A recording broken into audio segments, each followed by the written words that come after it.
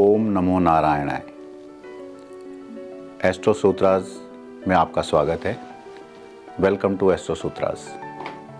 मैं professor Ravi Chandna astro Sutras में आप सभी का स्वागत करता हूं। मित्रों, आप सभी जानते हैं कि एस्ट्रोलॉजी एक साइंस है और साइंस हमेशा फॉर्मूलाज अर्थात सूत्रास पर डिपेंड करती है। तो आज एस्ट्रो सूत्रास में हम एस्ट्रोलॉजी के ऐसे सूत्र आप लोगों के लिए लाए हैं जिससे कि दैनिक जीवन में आप उनका लाभ उठा सकें। ऐसी कड़ी में जो साइंस के फॉर्मूलाज हैं अर्थात एस्ट्रोलॉजी के जो फॉर्मूलाज हैं उसमें आज हम आपको कुछ विशेष नक्षत्रास के बारे में बताने जा रहे हैं, जिन नक्षत्रास का अपने दैनिक जीवन में प्रयोग करके आप काफ़ी लाभ उठा सकते हैं। आज हमारे पास जितने भी कॉल्स आते हैं, जितने भी व्यूअर्स हमें मिलते हैं, मुख्य रूप से देखा गया है कि वह धन संबंधित परेशानियों को लेकर ज़्यादा परेशान हैं। सभी लोग ये चाहते हैं कि हमारी इन्वेस्टमेंट्स, हमारा धन, उसमें कैसे बढ़ोतरी होगी, उसका कोई एस्ट्रोलॉजी का उपाय बताया जाए। अब सभी की कुंडली के हिसाब से, उनके कर्मास के हिसाब से तो उनको सब धन प्राप्त हो रहा है, परंतु यदि हम कुछ सूत्रों का प्रॉपर यूज़ जानते हों तो हम उस धन की वृद्धि को कर सकते हैं। तो इसी कड़ी में आज हम आपको नक्षत्रास के बारे में बताने जा रहे हैं, जिन नक्षत्रास का दैनिक जीवन में प्रयोग करके आप अपने धन, ज़मीन और इन्वेस्टमेंट्स को काफ़ी हद तक बढ़ा सकते हैं, अर्थात उनका लाभ अधिक से अधिक ले सकते हैं। नक्षत्र का एक्चुअल में मीनिंग क्या होता है?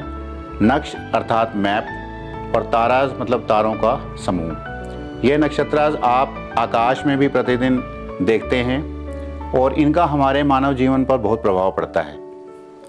उस मानव जीवन पे प्रभाव को किस तरीके से लाभान्वित किया जाए, इसके लिए हमने उस नक्षत्रास में से 12 नक्षत्र जो आपके धन, ज़मीन, जायदाद इनमें बढ़ोतरी के लिए उत्तरदायी हैं, उनके बारे में आज आपको इन्फॉर्मेशन देने जा रहे हैं।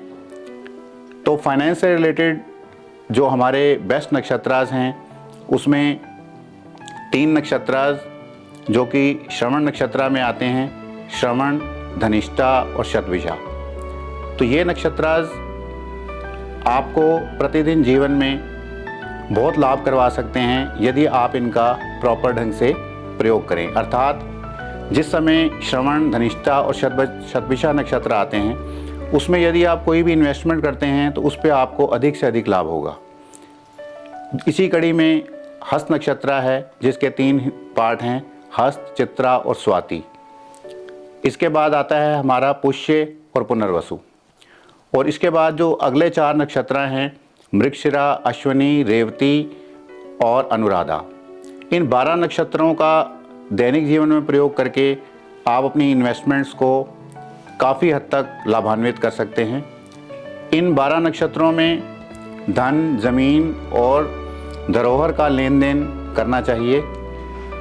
यदि इन नक्षत्रों में हमने कोई भी अपना धन इन्वेस्ट किया है या ज़मीन परचेज़ करी है और यदि हमारे को कभी ऐसा भी लगने लगे कि इससे हमारे को हानि होने जा रही है, तो मित्रों वैदिक साइंस के हिसाब से वो हानि आपको होगी नहीं और अंततः आप लाभ को ही प्राप्त करेंगे। इसी कड़ी में इन नक्षत्रों को दैनिक जीवन में किस प्रकार से हमने प्रयोग करना है और किस किस दिन हमें इन्वेस्टमेंट करनी चाहिए, इसी कड़ी में हम आपको अगली कड़ी में ये बताएंगे कि सप्ताह के किस किस दिन ये नक्षत्र पड़ रहे हैं और किस समय आपको इन्वेस्टमेंट करना चाहिए।